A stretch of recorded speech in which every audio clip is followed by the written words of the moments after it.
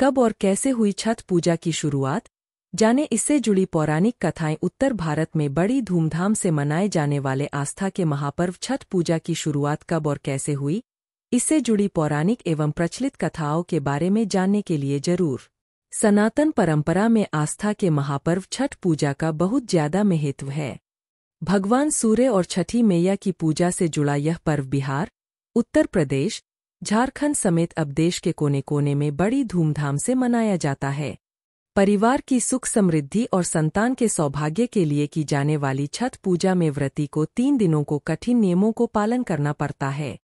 इस व्रत को करने वाले व्रती को कठिन तप करते हुए तकरीबन 36 घंटे तक बगैर कुछ खाए पिए हुए रहना पड़ता है।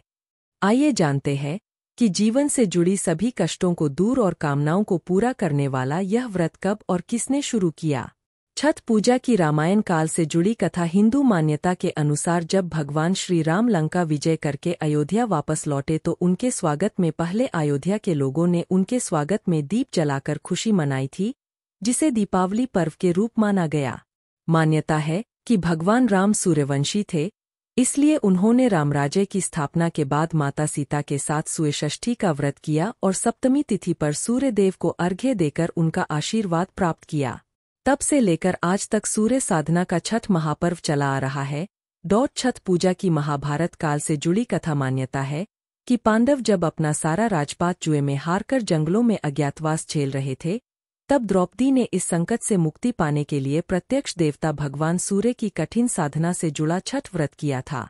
मान्यता है कि छठ व्रत की पूजा के शुभ प्रभाव से पांडवों को अपना खोया हुआ राजपाट मिल गया था। मान्यता यह भी है कि छठ पूजा की शुरुआत सूर्य पुत्र करण ने की थी, जो कि प्रतिदिन घंटों पानी में खड़े होकर प्रत्यक्ष देवता भगवान सूर्य देव की साधना किया करते थे। मान्यता है कि भगवान सूर्य की साधना से मिले आशीर्वाद से वे एक महान योद्धा बने।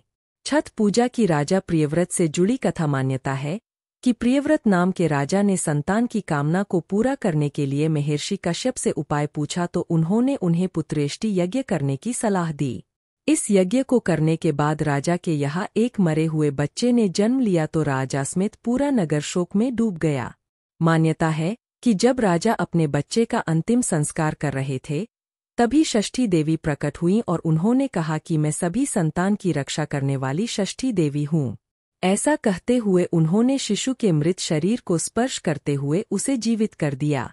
मान्यता है कि इसके बाद राजा प्रियव्रत ने हर साल छठी मैया के व्रत को मनाने का ऐलान कर दिया। छठ पूजा से जुड़ी अन्य कथा। मान्यता है एक बार एक संतान महिला ने स्वस्थ और सुंदर संतान की कामना रखते हुए कार्तिक शुक्ल सप्तमी के दिन संकल्प किया कि यदि उसके पुत्र होगा तो वह विधि विधान से व्रत करेगी।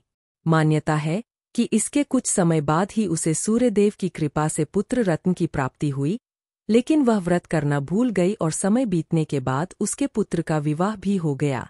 मान्यता है कि विवाह के बाद लौटते समय वरवधू ने रात बिताने के लिए जंगल में डेरा डाल दिया।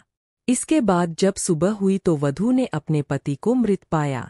ऐसा देखते ही जब वह जोर जोर से विलाप करने लगी तो उसके पास एक बूढ़ी महिला आई और उसने कहा कि मैं छठ माता हूँ और तुम्हारी सास ने मेरी पूजा और व्रत नहीं किया, जिसके कारण मैंने तुम्हारे पति के प्राण हर लिए, लेकिन तुम्हारा विलाप देखकर मैं इसे दोबारा जीवित कर देती हूँ। अब तुम घर जाकर अपनी सास को उसका संकल्प याद दिलाना। मान्यता है कि सास इस पूरे घटनाक्रम की जानकारी मिलते ही अपनी गलती का एहसास हो गया और उसने बाद में विधि विधान से सूर्य षष्ठी का व्रत किया। सूर्य को अर्घ्य देने का है विशेष महत्व। सूर्य को जीवन का आधार माना जाता है। रोजाना उगते सूर्य को जल देने से सेहत भी ठीक रहती है। जीवन में जल और सूर्य की महत्ता को देखते हुए छठ पर्व पर सूर्य को अर्घ्य दिया जाता है। इसके अलावा सूर्य को जल देने का ज्योतिष महत्व भी माना जाता है। भगवान सूर्य नारायण की कृपा से व्यक्ति को तेज व मान सम्मान की प्राप्ति होती है।